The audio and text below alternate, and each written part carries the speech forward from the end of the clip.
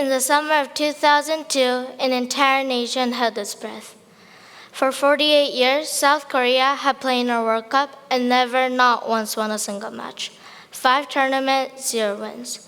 So when a Dutch coach named Gus Hiddink took over the national teams. And the expectation was simple: don't embarrass us. Nobody believed. The Korean press criticized him. Former coaches doubted him. Fans questioned every decision he made. He was an outsider, a foreigner who did not speak the language, leading a team that the world had already counted out. Then, something extraordinary happened. Korea beat Poland, their first World Cup victory in history.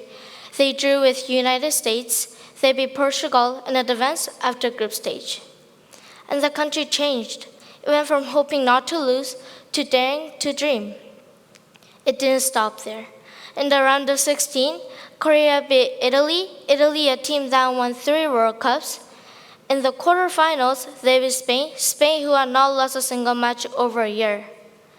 A team that never won a single match was suddenly in the semifinals of the World Cup. Streets filled with millions of people in red. Strangers hugged strangers. The whole world was watching. By every possible measure, it was already a miracle. And in the middle of that joy, a reporter asked Hiddink how he felt.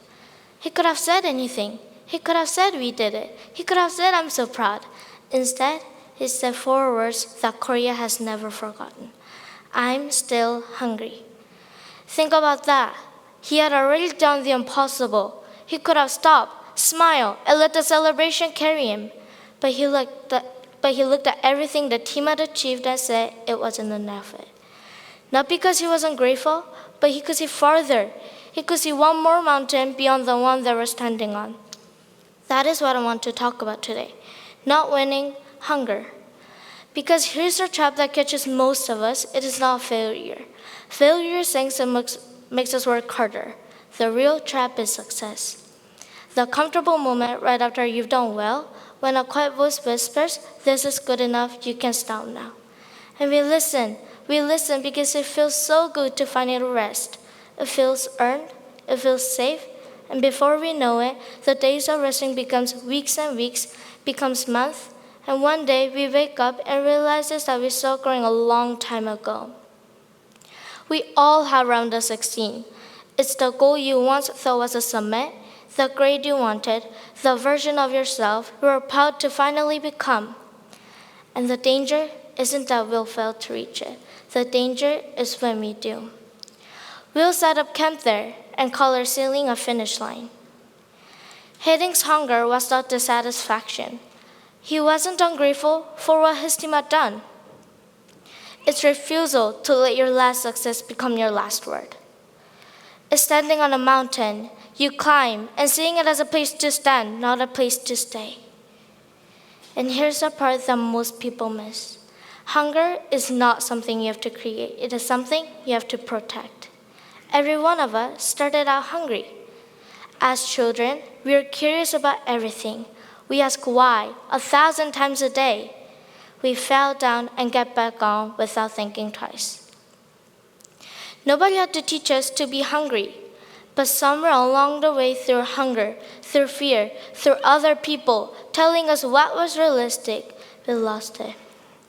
The question is not how to become hungry. The question is what made you stop. So I want to ask you the question that Hiddink in his own way asked his team. You've done well, maybe better than anyone expected of you.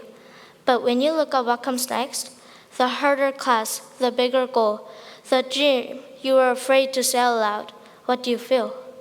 If the answer is I'm comfortable, then be careful. If the answer is I'm still hungry, then you've got everything you need.